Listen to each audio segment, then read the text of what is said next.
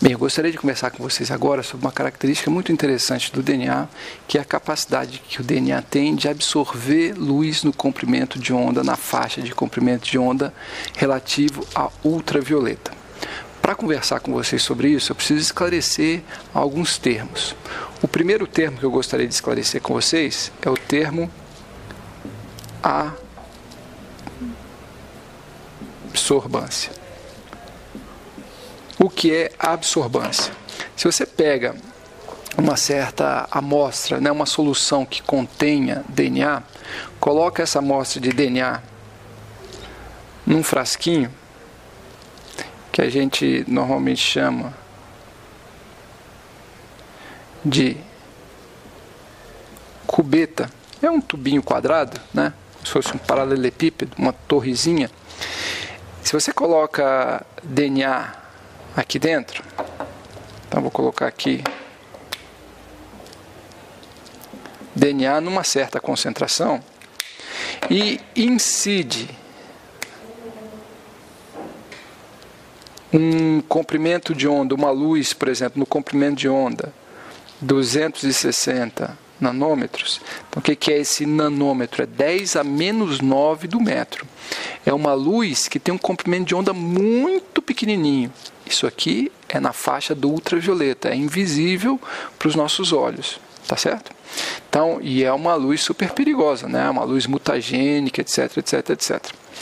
Enfim, se você incide aqui uma certa quantidade de luz, um feixe de luz no comprimento de onda 260 nanômetros, nesse tubinho, nessa cubeta que contém solução de DNA, vai sair uma certa quantidade do feixe de luz que entrou, vai sair uma quantidade menor. Por que acontece isso? Porque o DNA dentro da cubeta, ele absorveu uma certa quantidade do feixe de luz incidente. Isso aqui a gente chama de feixe de luz incidente ou I0. E o feixe de luz que passa, que não é absorvido, a gente chama de I, que é o feixe de luz que saiu, que não foi absorvido pela amostra que estava na cubeta, que no nosso caso é o DNA. Dessa relação aqui, do quanto de luz passa, o quanto de luz incide, a gente tem ideia do quanto de luz o material absorveu. Existe um termo que é justamente absorvância. Esse termo absorvância que a gente usa, ele vem de uma relação matemática. Existe esse termo absorvância, que a gente abrevia por A, ele tem uma relação matemática com esses feixes incidente, que é o I0, e o transmitido, que é o I. Essa relação matemática é relativamente simples, é logaritmo na base 10 de I0 sobre I. Feixe que incide sobre o feixe que passa, que não é absorvido, o feixe transmitido. Então, dessa relação aqui, a gente vê que quanto mais absorve o material que está na cubeta, mais esse valor aqui, I, é próximo de zero. Consequentemente, essa razão se aproxima de infinito e o logaritmo também, então a absorvância tende a infinito. Então, uma substância que absorve muito vai ter um valor de absorvância muito alto. O que significa isso? Entra um determinado comprimento de onda e não sai praticamente nada. Isso é absorvância alta daquela substância. Se você coloca aqui um comprimento de onda numa cubeta que contém DNA, um comprimento de onda relativo à faixa do visível, por exemplo, 550 nanômetros, o DNA, o feixe incidente de 550 nanômetros vai ter intensidade igual ao feixe transmitido. O DNA não absorve nada no visível. Qual que é, nesse caso, a absorvância do DNA? Quando I0 é igual a I, isso aqui dá 1, log de 1, 0, absorvância 0. Tá bom? Então, o DNA não absorve na faixa de comprimento de onda relativa ao visível. Ele absorve na faixa de comprimento de onda relativa ao ultravioleta. Tá certo? Tudo isso é simplesmente para explicar o seguinte termo para vocês. O que é absorbância? Absorbância é a propriedade que uma certa substância tem, no nosso caso o DNA, de absorver luz num determinado comprimento de onda. Nesse exemplo aqui, eu usei o comprimento de onda 260 nanômetros. Tá bom? A absorbância, ela depende da concentração da amostra. Quanto mais concentrada a amostra de DNA, mais vai absorver. Depende também da extensão dessa cubeta. Quanto maior a largura da cubeta, mais vai absorver. Tudo isso são detalhes desse fenômeno, né, de absorção de luz por uma certa substância. Mas tudo isso para explicar o termo absorbância. Absorbância é a capacidade de absorver, que uma determinada substância tem, absorver um certo comprimento de onda. Tá certo? Bem, eu coloquei aqui o DNA absorvendo no 260 nanômetros, mas a gente pode fazer uma coisa mais completa. A gente pode ver o quanto uma certa solução de DNA, numa certa concentração, ela absorve em diferentes comprimentos de onda. Aí a gente faria um gráfico que é assim.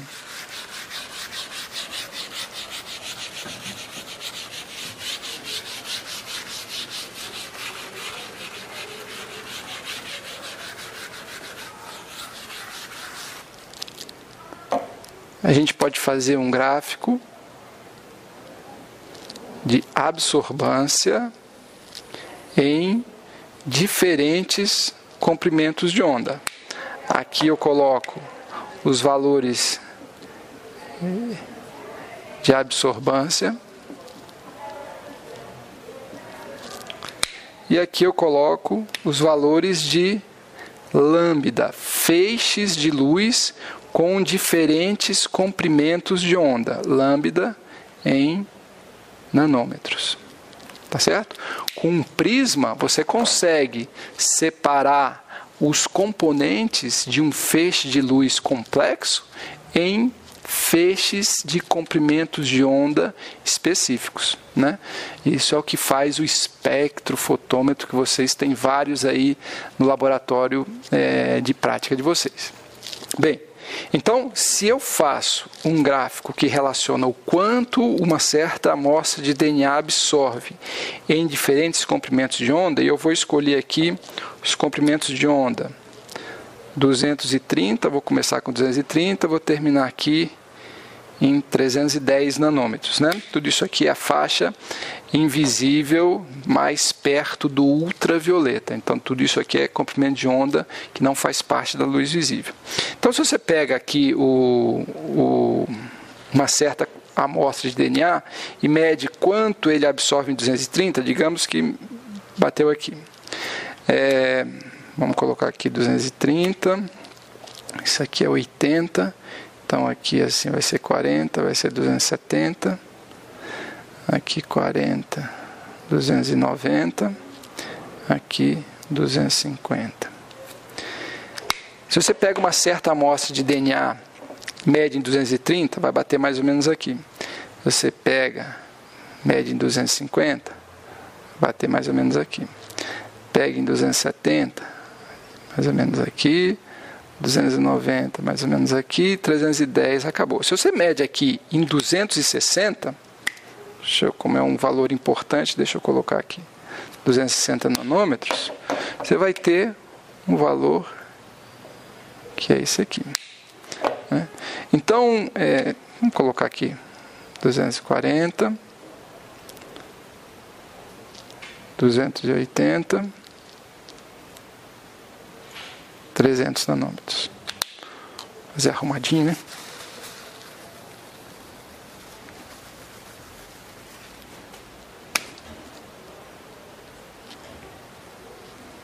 Duzentos e 60,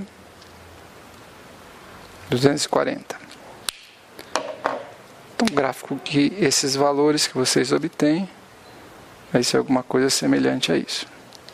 Se a gente une esses pontos, a gente vai obter um gráfico, que seria mais ou menos isso aqui. Então, o que é isso aqui? É o gráfico, é o espectro de absorção do DNA na faixa de 230 a 310 nanômetros. Um espectro de absorção que, como eu falei para vocês, depende da concentração do DNA. Então, todos esses valores aqui foram obtidos utilizando a mesma solução de DNA, na mesma concentração, evidentemente, a mesma solução. Tá certo? Usando a mesma cubeta, com a mesma largura, porque a absorbância depende da largura da cubeta, né? E também uma outra coisa, muitíssimo importante, que tem tudo a ver com o que a gente vai discutir agora. Esses valores foram obtidos todos à mesma temperatura, que eu vou colocar aqui, 25 graus Celsius. Então, o espectro de absorção, ele é específico para a substância, para a concentração da substância, para a largura da cubeta e para a temperatura.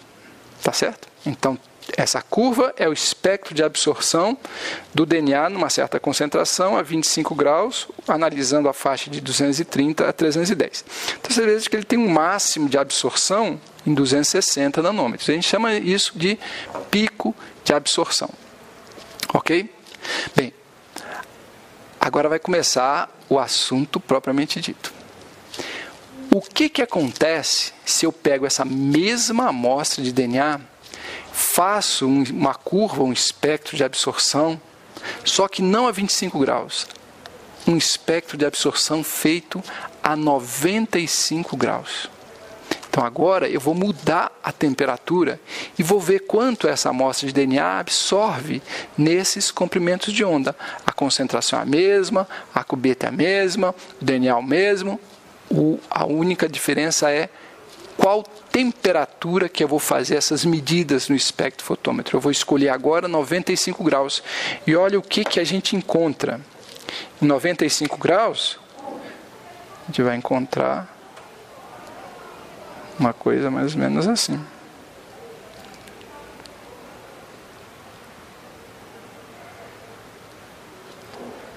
Assim.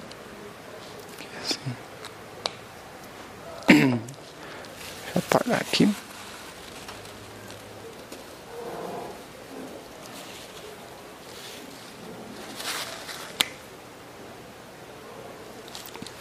Então, a 95 graus, todos os valores de absorbância aumentaram. Então, agora, apesar de ser a mesma substância, na mesma concentração, todos os valores de absorbância se elevaram. Se elevaram mais ou menos uns 40%. Então, essa curva aqui é feita a 25 graus Celsius. E essa curva aqui é feita a 95 graus Celsius. Então, o que aconteceu? A absorbância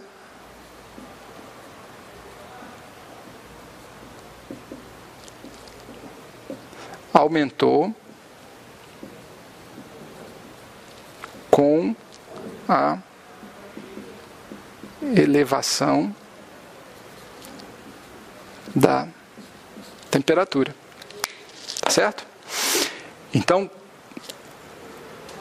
a elevação da temperatura provocou alguma coisa do DNA, que aquele mesmo DNA que absorvia uma certa quantidade de luz na faixa do ultravioleta passou a absorver mais. Esse efeito que a temperatura provoca, não só a temperatura, mas a temperatura está demonstrando essa propriedade, esse efeito, a gente chama de efeito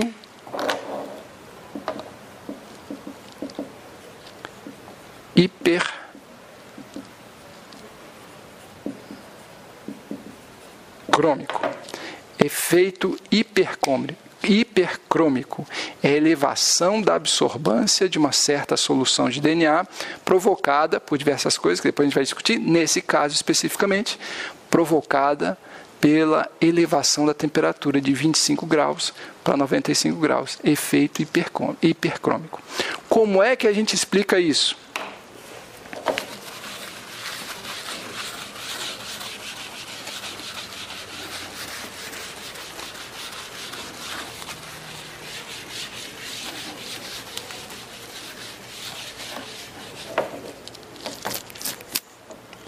Bem, a gente tenta explicar o efeito hipercrômico provocado pelo aumento da temperatura dessa maneira aqui. Aqui eu tenho o DNA a 25 graus Celsius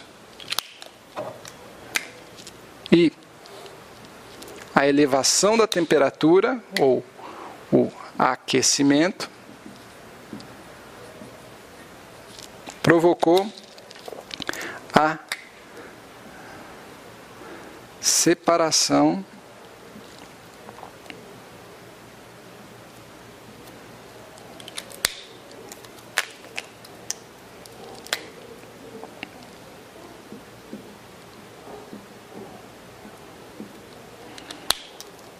aqui o DNA a 95 graus Celsius.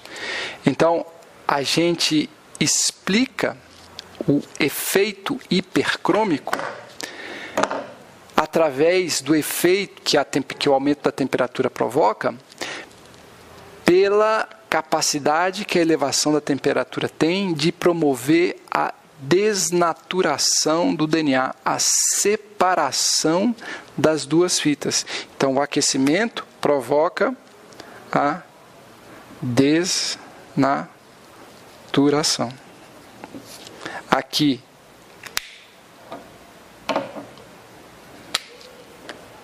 DNA, fita dupla. Aqui, DNA desnaturado. Né? E por que a desnaturação provoca o efeito hipercrômico? Porque o que absorve no DNA, o componente que absorve essa faixa do ultravioleta, de 230 a 310, é a base nitrogenada. Então, são aqueles anéis das bases nitrogenadas que têm a capacidade de absorver luz no comprimento de onda do ultravioleta. Quando o DNA está associado, ou seja, está em fita dupla, as bases nitrogenadas elas ficam para dentro da dupla fita, de uma certa forma, menos vulneráveis à incidência de luz. Então, eles ficam mais ou menos escondidas, as bases nitrogenadas ficam escondidas, inacessíveis à luz incidente, e dessa maneira elas não conseguem absorver a luz incidente. Tá certo? Quando o DNA se desnatura, as bases nitrogenadas ficam mais expostas, elas são mais atingidas pelos raios incidentes, consequentemente, o raio acaba sendo mais absorvido. Então, o efeito hipercrômico provocado pela elevação da temperatura é, na verdade, consequência da temperatura desnaturar o DNA, expor mais as bases nitrogenadas, e dessa maneira as bases nitrogenadas acabam absorvendo, ficam mais vulneráveis, né, ou mais expostas à luz incidente, absorvem mais a amostra com DNA desnaturado, portanto, absorve mais ainda. Então é dessa maneira que a gente explica o efeito hipercrômico provocado pelo aumento da temperatura. É uma maior exposição das bases nitrogenadas, que é o componente que, de fato, o componente do DNA que absorve 260. Tá certo? Relembrando, no processo de desnaturação do DNA por aquecimento, na verdade, qualquer desnaturação do DNA não envolve rompimento de ligação covalente, envolve rompimento de pontes de hidrogênio, que são interações não covalentes. tá bom? Agora, só por curiosidade, parênteses, só por curiosidade. Se eu chegar aqui nesse DNA desnaturado e tacar uma DNase aqui, o que eu vou fazer com o DNA? DNase, uma enzima que picota todo o DNA. Em vez de cadeias de nucleotídeos, eu vou ter os nucleotídeos livres, né? E o que vai acontecer com a absorbância? A absorbância aumenta mais ainda, né? Então, se você pega o DNA desnaturado e picota ele todo, na verdade até o DNA nativo também, isso aqui a gente chama de estrutura nativa, que também é vulnerável a DNA, se você picota o DNA todo, em vez de polímeros, você vai ter os monômeros do DNA. E isso absorve mais ainda ultravioleta. Tá certo? Por quê? Porque quando você picota o DNA, você expõe totalmente ao solvente e aos raios de luz incidentes, você expõe no grau máximo possível as bases nitrogenadas componentes dos nucleotídeos. Tá certo? Só que, lembrando, quando você trata com DNase, você está rompendo as ligações covalentes de fosfodiéster, que é o que une um nucleotídeo no outro numa cadeia única de DNA. Tá bom? Então, passou do estado fita dupla para fita simples, a absorbância sobe, bases mais expostas. Pegou o DNA, picotou com DNase, rompendo ligações covalentes, exposição máxima das bases nitrogenadas dos nucleotídeos. A absorbância sobe mais ainda. Tudo isso aqui é efeito hipercrômico do DNA. Eu vou refazer aqui o gráfico nesse cantinho, aqueles dois espectros de absorção. Vou fazer bem rapidinho aqui.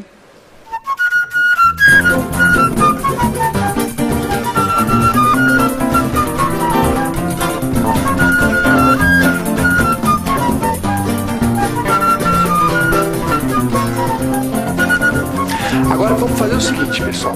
Vamos analisar com mais detalhe esse efeito hipercrômico. Porque o que esse gráfico mostra? Ele mostra que quando você faz em 25 graus, você tem uma certa curva. Quando você vai para 95, todos os comprimentos de onda, a absorbância aumenta em todos os comprimentos de onda, inclusive em 260, que é o pico máximo de absorção, né? É como se fosse o comprimento de onda preferido para ser absorvido pela base nitrogenada, né? Agora a gente pode focar especificamente nesse comprimento de onda, 260 nanômetros. Não vamos mais trabalhar com outros comprimentos de onda, vamos só usar um feixe de luz, 260 nanômetros de comprimento de onda. E a gente vai analisar como ocorre a transição de um valor baixo de absorbância em 25 graus para um valor mais alto de absorbância em 95 graus. Agora a análise vai ser sobre essa transição de aumento de absorbância no comprimento de onda exclusivo de 260 nanômetros. E como é que vai ser essa análise mais cuidadosa? Em que aspecto eu vou ser mais cuidadoso nessa análise? Observa agora o gráfico que eu vou construir, porque ele é diferente desse. Eu vou fazer um gráfico que é a absorbância no eixo Y, do mesmo jeito que o outro gráfico. Mas no eixo X não vai ser mais comprimento de onda, vai ser temperatura. Tá certo? E todo esse gráfico aqui eu vou fazer num comprimento de onda único, 260 nanômetros. Tá certo? O que eu sei desse gráfico? O que eu posso aproveitar do outro gráfico nesse aqui? Bom, eu posso colocar aqui, vamos começar aqui 20 graus, vamos colocar aqui 100 graus, 20, então vamos colocar aqui no meio 60, 40, 80, vou colocar aqui embaixo 30, 50, 70, 90. O que eu sei desse gráfico que eu posso aproveitar aqui? Bem, eu posso pegar aqui no valor de 25 graus, eu sei que o DNA absorve mais ou menos isso aqui. Digamos, vou colocar aqui assim, só para aproveitar melhor o gráfico. Vou colocar aqui. E em 95 graus, aumentou. Vou colocar aqui assim. Então, esses são valores que eu obtive do outro gráfico, 25 e 90. Agora a pergunta é, como é que ocorre a elevação da absorbância entre 25 graus e 95 graus? Agora eu vou medir o valor de absorbância por toda a faixa de elevação de temperatura até chegar em 95. E pessoal, o que foi descoberto com esse tipo de análise foi uma coisa muito interessante. O DNA, o efeito hipercrômico, a elevação da absorbância, ela não é linear, bonitinha, retinha, daqui até aqui, não. É uma coisa que é mais ou menos assim, ó. Ele vai praticamente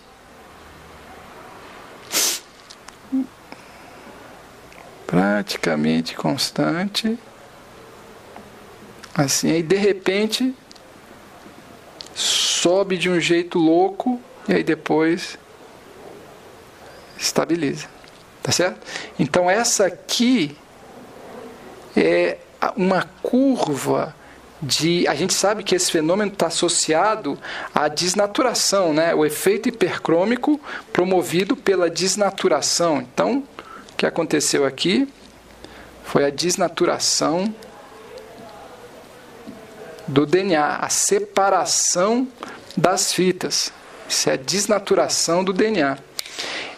Essa desnaturação, ela ocorre numa faixa estreita. Olha aqui, o DNA é como se ele fosse resistindo, é como se ele fosse, não, ele vai resistindo à desnaturação, mas quando a desnaturação começa, ela ocorre de uma maneira abrupta, e numa faixa de mais ou menos 10 graus, todo o aumento, todo o efeito hipercrômico já aconteceu. A desnaturação do DNA ocorre de uma maneira abrupta.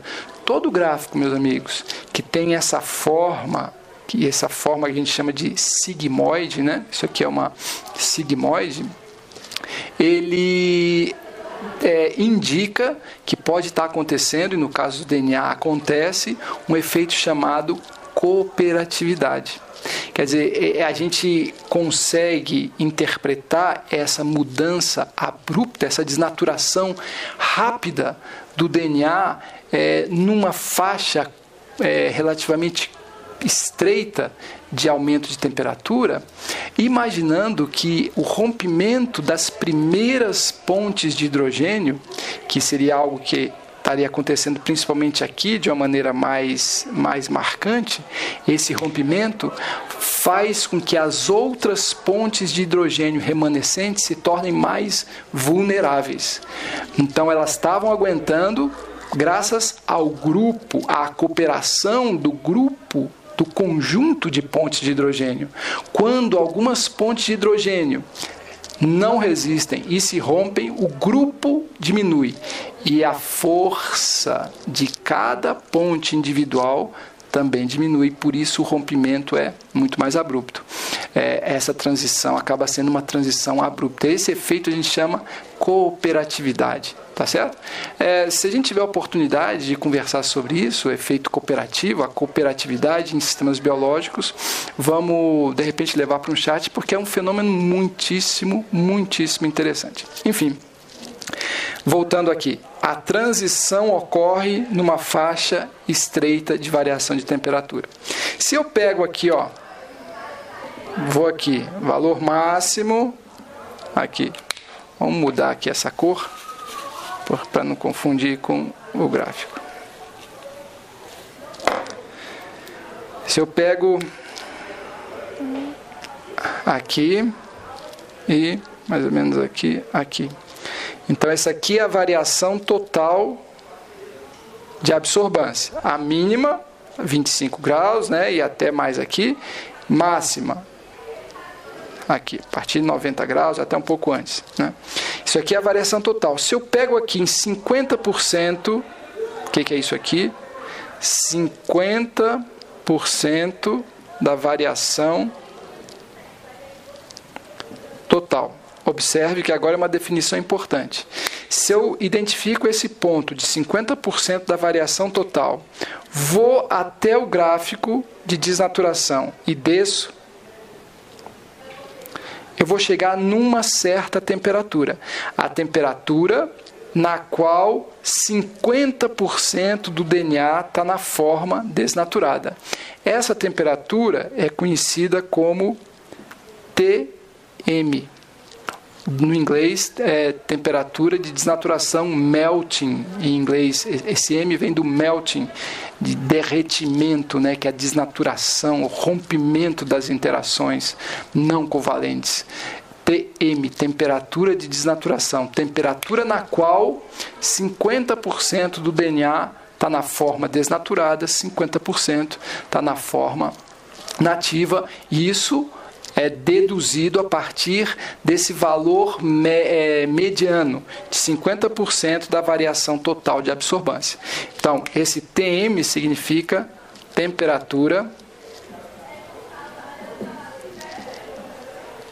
de desnaturação. Ok? Temperatura de desnaturação do DNA, temperatura na qual 50% está desnaturado, 50% está na forma nativa. Ou, sendo mais rigoroso, 50% da variação máxima do efeito hipercrômico.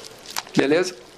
Então, esse gráfico aqui, você vê, o efeito hipercrômico permitiu a gente descobrir que a desnaturação do DNA ocorre de uma maneira abrupta. Isso já é muito interessante, porque postulou ou evidenciou a natureza cooperativa das pontes de hidrogênio que mantém as duas fitas unidas. Agora, esse tipo de gráfico, pessoal, ainda pode mostrar uma outra coisa muito interessante. Esse DNA aqui, especificamente essa temperatura, esse DNA, vou colocar aqui, DNA de Escherichia coli, a bactéria Escherichia coli. Eu vou usar o DNA agora de um outro micro-organismo, um micro-organismo chamado Pseudomonas aeruginosa. Olha, vou fazer o mesmo gráfico, tá certo? Mesma coisinha, idêntico. Só que o DNA não é de E. coli, é de Pseudomonas aeruginosa. Se eu faço isso, olha o que hoje a gente obtém.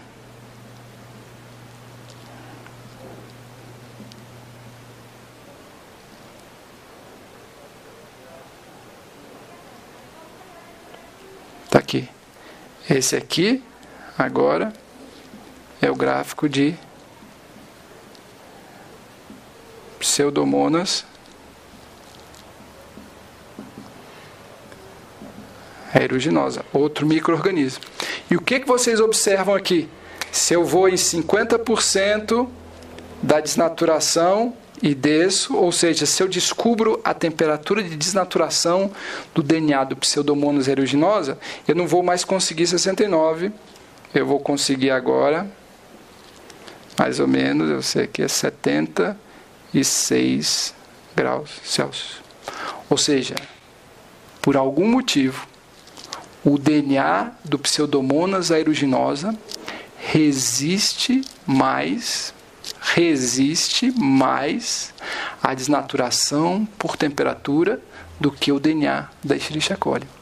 É como se alguma coisa unisse as duas fitas do DNA do Pseudomonas aeruginosa de uma maneira mais eficiente que as duas fitas do DNA da Escherichia coli.